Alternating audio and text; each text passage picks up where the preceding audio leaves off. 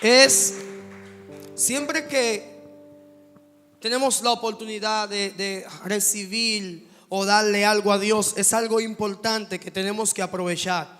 Es un tiempo, quizás no es el tiempo más largo del día cuando nos reunimos como congregación, pero es un tiempo importante y no se le puede quitar la importancia a lo que es el tiempo de Dios.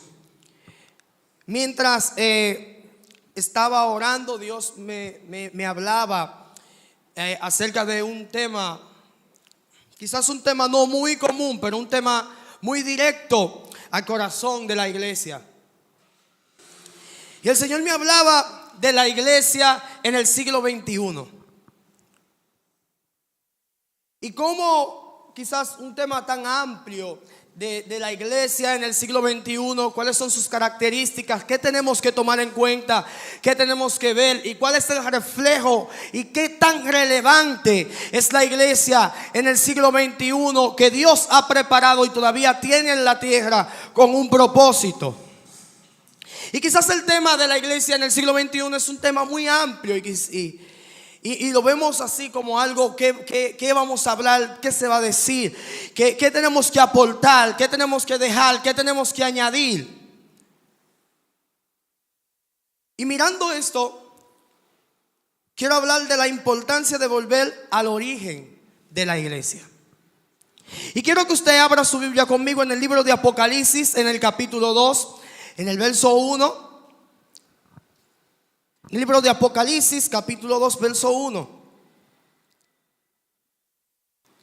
Dice la Biblia: escribe al ángel de la iglesia en Efeso, el que tiene las 7 estrellas en su diestra, el que anda en medio de los 7 candeleros de oro, dice esto: yo conozco tus obras y tu arduo trabajo y paciencia, y que no puedes soportar a los malos, y has probado a los que dicen ser apóstoles y no lo son, y lo has hallado mentirosos, y has sufrido y has tenido paciencia, y has trabajado arduamente por amor de mi nombre y no has desmayado.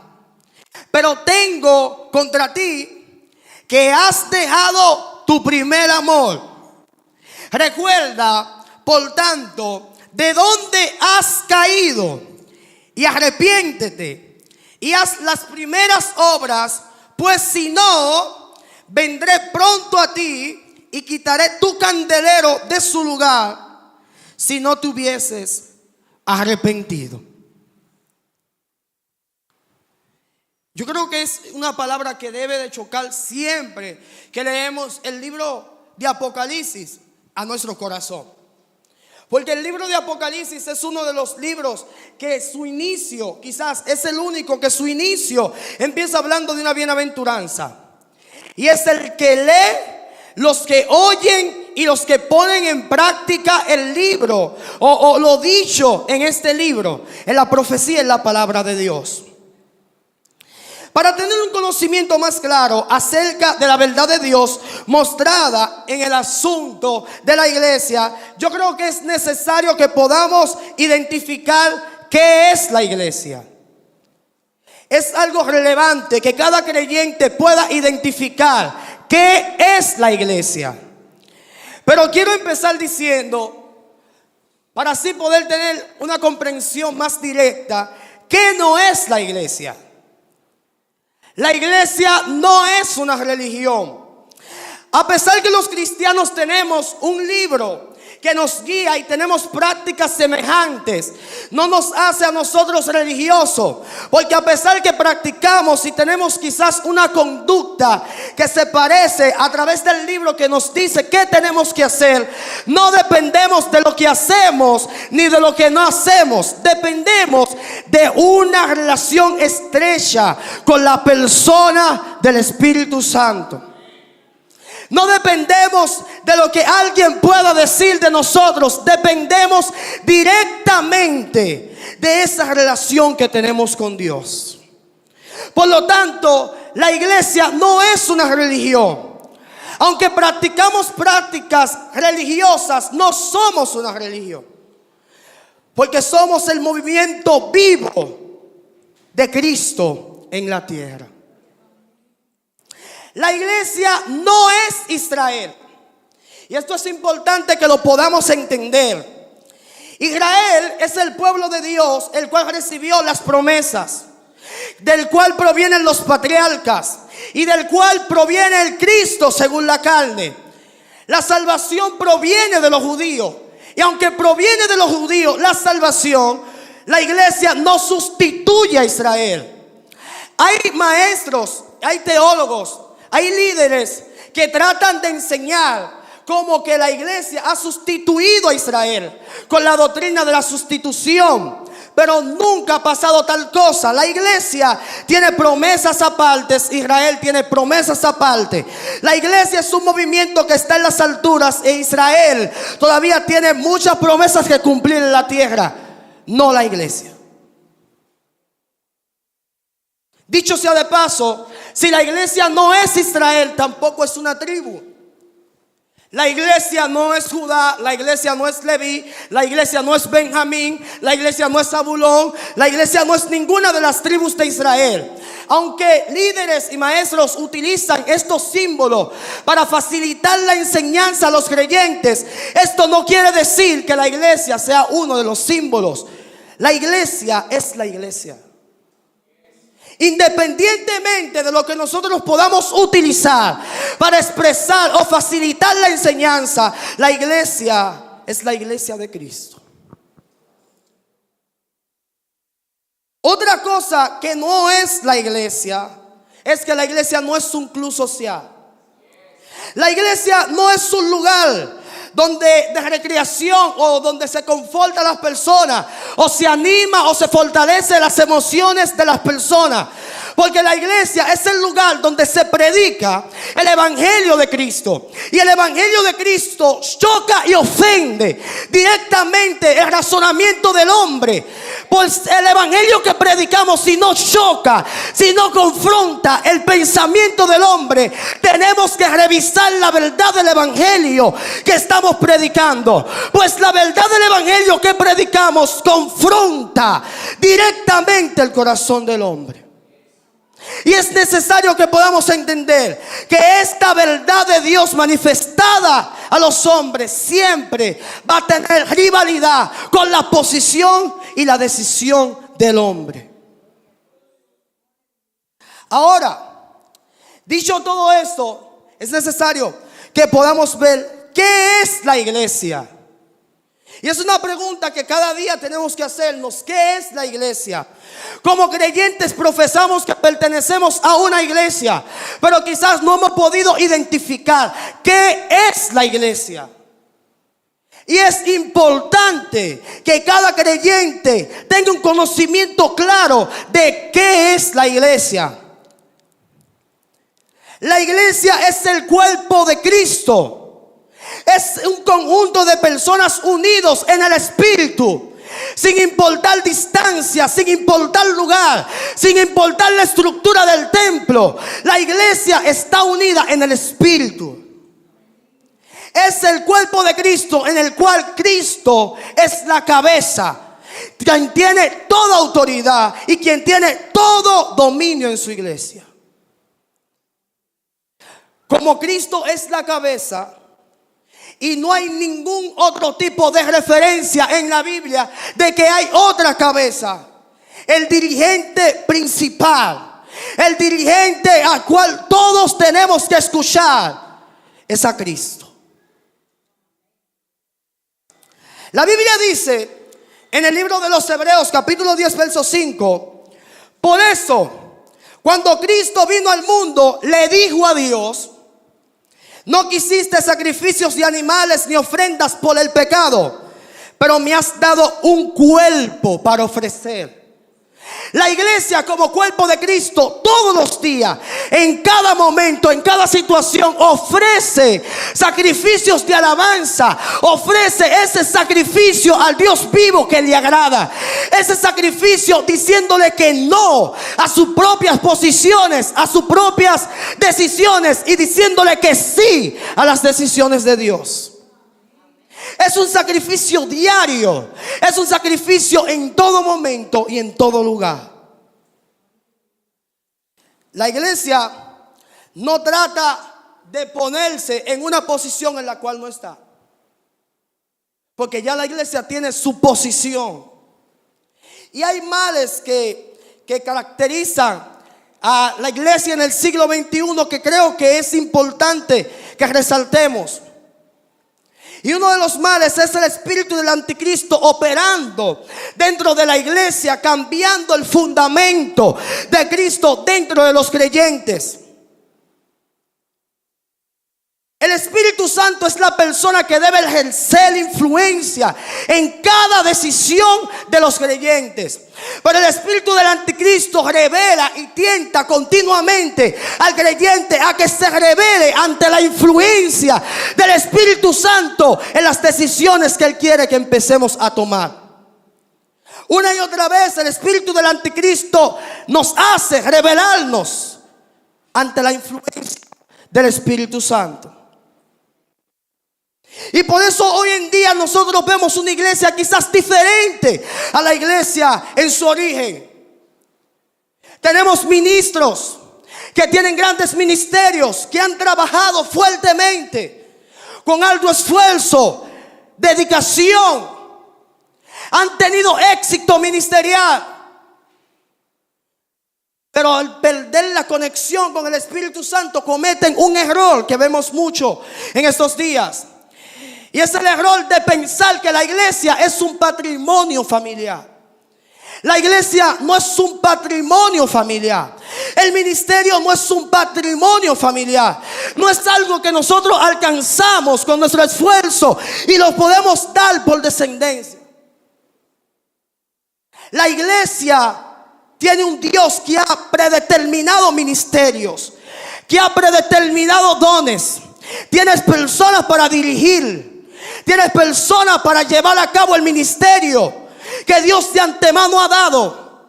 Pero cuando nos confundimos y pensamos que nuestro esfuerzo es que trae el éxito de la iglesia, cometemos un error, cuyo error lo cometió el profeta Elías en un momento de crisis y tribulación ministerial, después de haber destruido un conjunto de falsos profetas.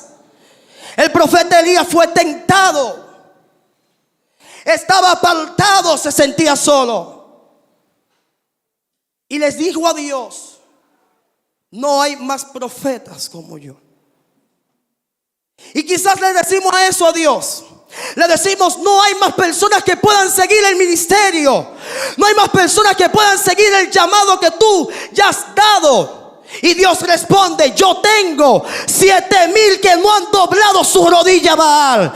Y Dios responde: yo tengo personas que todavía la tengo reservada para este tiempo. Con el deseo de guardar y de salvar, hemos hecho y hemos cometido errores.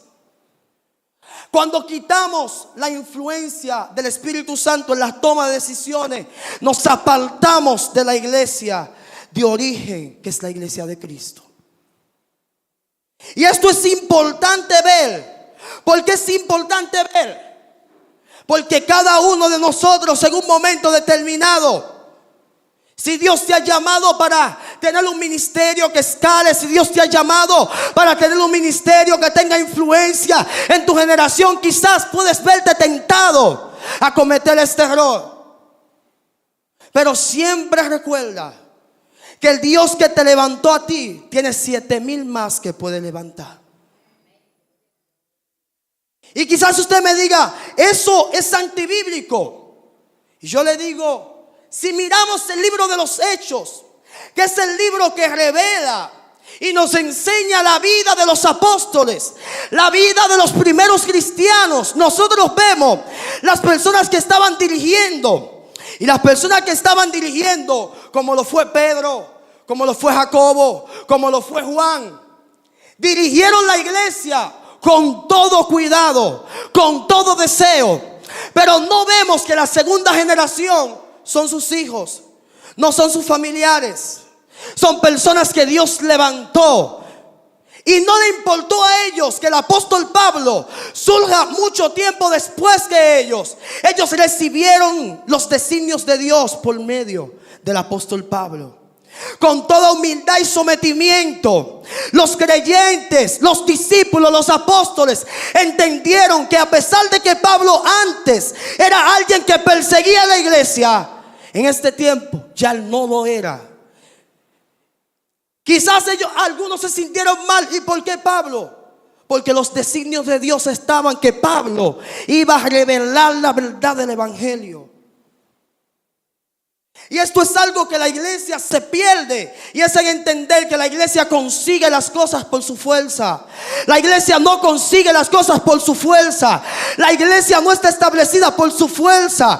La iglesia no es tan fuerte como para mantenerse firme y sin mancha ante la presencia de Cristo. Es la gracia de Dios manifestada. Es la misericordia de Dios que envuelve a cada creyente para que no caiga en el lodo, para que no se ensucie ni caiga en las trampas del diablo.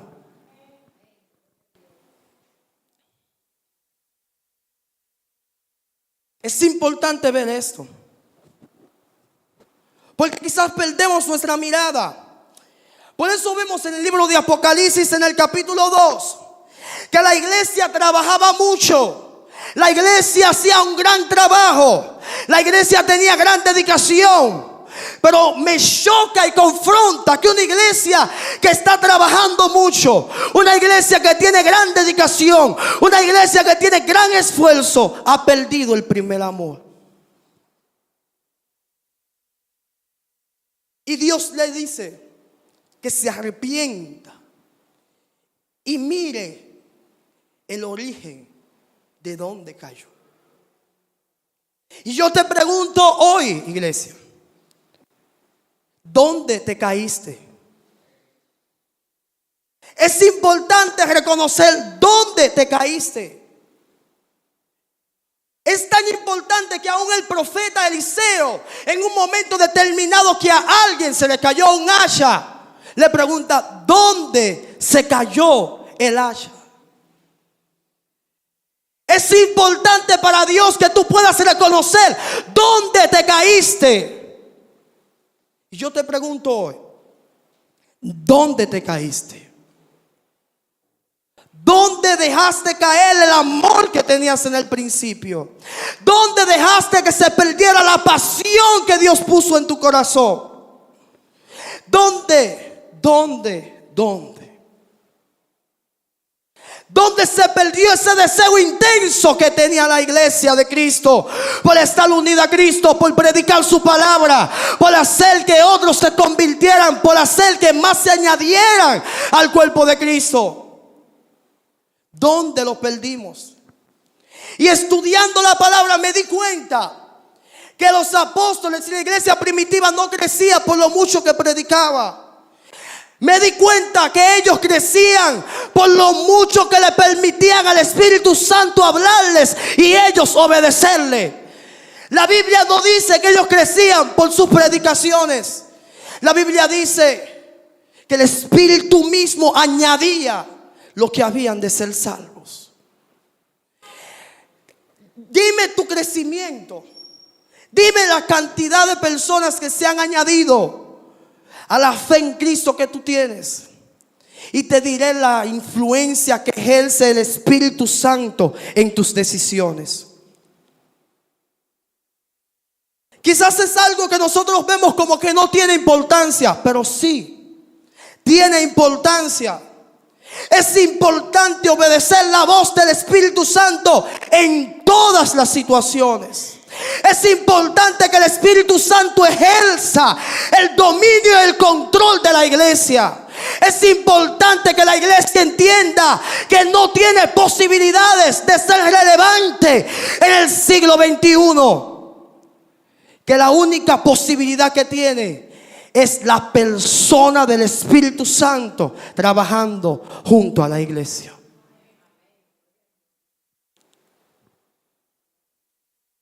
Cuando vemos esto, nos preguntamos, ¿qué necesita la iglesia?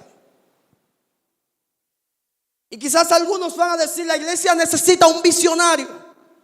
Otros van a decir, la iglesia necesita un gran líder. Otros van a decir, la iglesia necesita más respaldo. Otros dirán, la iglesia necesita más ayuno, más oración. Y quizás todo lo que usted diga está bien.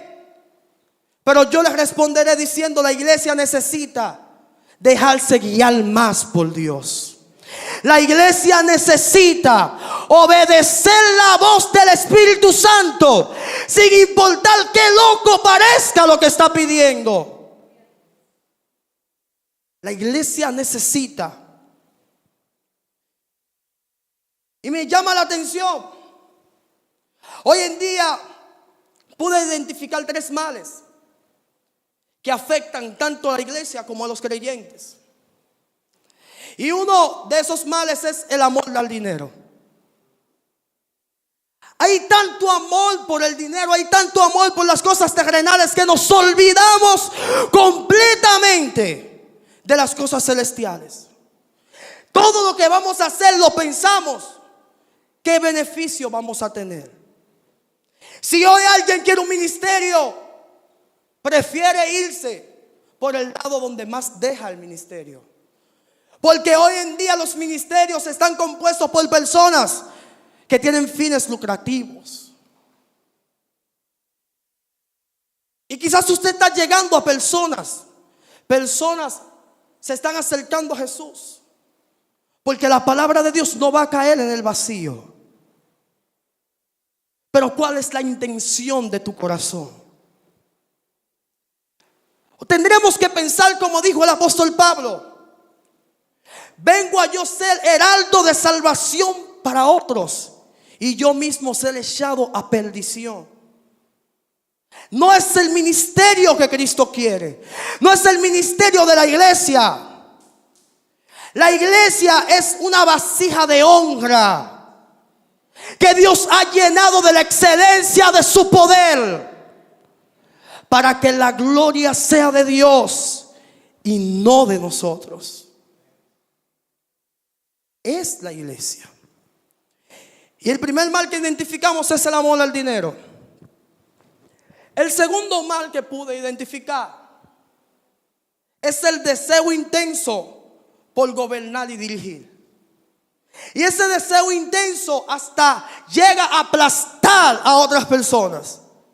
No nos deja visualizar las virtudes, los dones, los ministerios que Dios ha dado a otros para que dirijan y presidan la iglesia, sino que tenemos un deseo tan intenso que pisoteamos, echamos por menos, menospreciamos. Y no nos importa ver lo que Dios está diciendo de alguien más. Nos importa lo que estamos diciendo nosotros mismos de nosotros mismos. Y el último de los males que pude ver,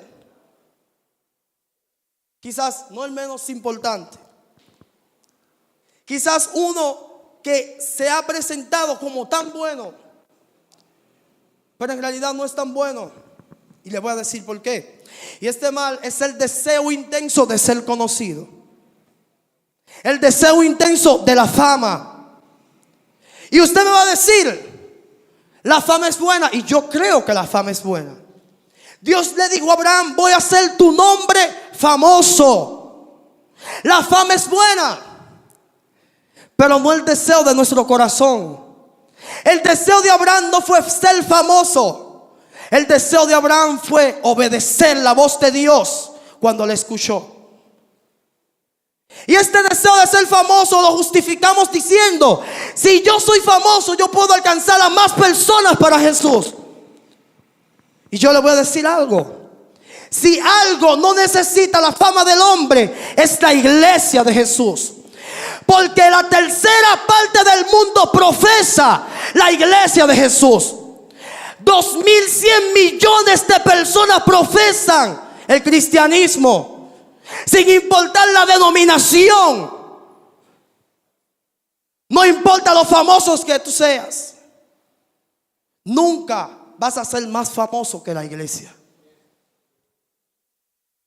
La iglesia es el ente espiritual más conocido.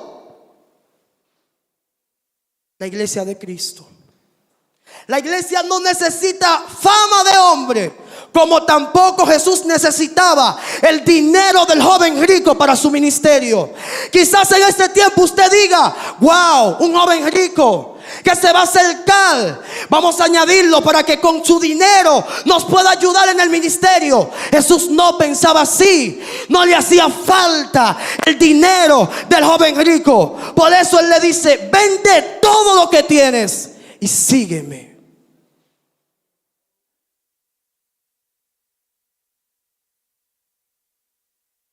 Entonces, identificando este tercer mal, este daño interno de la iglesia, ¿qué la iglesia tiene que hacer? ¿Qué debemos hacer? Yo creo que la iglesia no necesita una evolución. La iglesia no necesita seguir desarrollando y añadiendo cosas que el mundo le está ofreciendo. La iglesia necesita una involución. La iglesia necesita volver al origen y ver qué ha perdido de Dios. La iglesia necesita tener un encuentro cara a cara con Dios. La iglesia necesita ver dónde están todas sus realidades en la hermosura de la santidad de Dios. La iglesia necesita que su corazón sea quebrantado y presentado delante de Dios para obedecer incondicionalmente lo que Dios está diciendo. Iglesia, es tiempo de que nos arrepintamos y podamos ver lo que Dios está diciendo. Es tiempo que podamos ver la palabra de Cristo morando en nuestros corazones. Es tiempo, iglesia, de que podamos ser una iglesia relevante sin importar las situaciones y el mundo que nos está tentando. Porque si algo tenemos a nuestro favor, es que el que empezó la buena obra en nosotros la va a terminar hasta el día de Cristo. Si algo tenemos a nuestro favor, es que las puertas del Hades no van a prevalecer ante la iglesia. Si algo tenemos a nuestro favor, es que si nos arrepentimos de nuestros males y volvemos a Dios, Él nos va a recibir con los brazos abiertos. Si algo tenemos a nuestro favor, es que Dios tiene planes para su iglesia y son pensamientos de bien y no de mal. Tenemos muchas cosas a nuestro favor. Yo te pregunto hoy, ¿qué decisión vas a tomar? Yo te pregunto hoy, ¿decides identificar dónde te caíste y volver a levantarte y hacer las obras que hacías en el principio?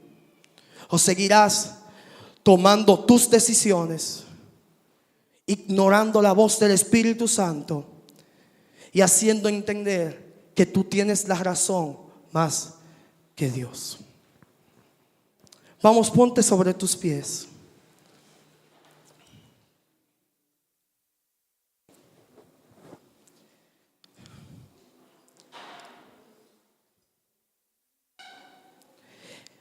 Gracias, Señor Dios Todopoderoso. Gracias por tu palabra. Gracias por lo que tú estás haciendo. Llévanos, Señor, al origen de tu verdad, de tus planes, de tus pensamientos.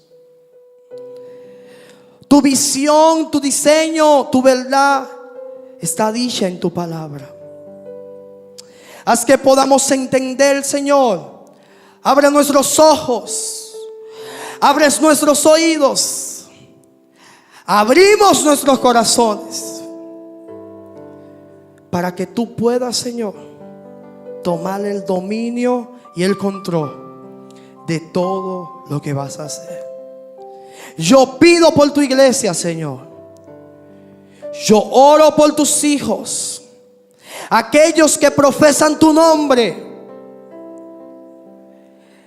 tu templo, Dios, Espíritu Santo. Obra en cada uno de los corazones.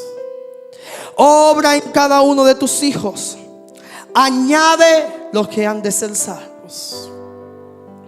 Por ese espíritu misionero, ese deseo intenso por dar a conocerte al mundo. Guárdanos, Señor, de toda trampa del enemigo. Guárdanos, Señor, de todo lazo que nos lleva a la muerte. Escóndenos en tu tabernáculo en el día del mal y en el día de la persecución. Haz de nosotros, Señor, una joya preciosa, que no nos identifique lo que podamos o no podamos hacer, que podamos ser adornados por tu santidad, Señor. Vístenos de ropa finísima, de ropas blancas, que donde las personas nos vean seamos la imagen misma de tu sustancia. Haz, Señor, en nosotros un corazón nuevo. Haz, Señor, un corazón nuevo que te presente y diga quién tú eres. Que reciba con temor y temblor tu palabra. Que tiemble ante tu presencia. Que reconozca tu grandeza, reconozca tu poder. Que reconozca que tú estás ahí para guiarnos. Que tú quieres restaurar todas las cosas. Padre, mira tu iglesia, mira tu iglesia. Llena tu iglesia de tu espíritu y saca toda inmundicia, saca toda raíz de amargura, saca toda miseria emocional, toda miseria mental. Transforma los corazones hasta que sean como el tuyo. Haz tu obra, Señor, y no te detengas. No te detengas. Vamos, repite conmigo: no te detengas, Señor. No te detengas, Señor, hasta haber acabado tu obra en mí. En el nombre de Jesús. Amén.